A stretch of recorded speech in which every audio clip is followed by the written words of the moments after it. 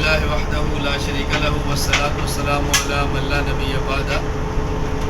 چند چیزوں کا اہتمام کرنا ہے، چند کاموں کا اہتمام کرنا ہے۔ نمبر 1، قرآن کریم کو تجوید کے ساتھ ٹھیک کریں۔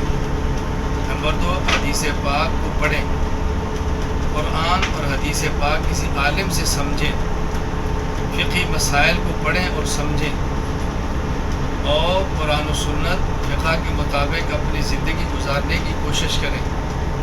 خود کو، اپنے گھر والوں کو، اپنی اولاد کو دین پر لائیں، محلے والوں کو دین پہ لائیں، اپنے گاؤں بستی اور شہر والوں کو دین پہ لائیں، اور پوری زندگی اس کام پہ لگائیں کہ اللہ تعالیٰ توفیق عطا فرمائے تو آخرت کا معاملہ ٹھیک ہو۔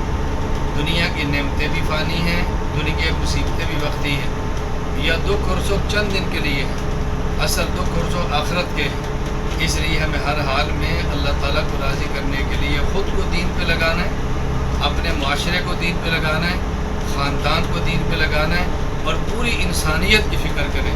اللہ تعالیٰ ہماری زندگی اتباع سنت کے مطابق گزار دے، اللہ ہمیں اہل اللہ میں شامل فرما دے۔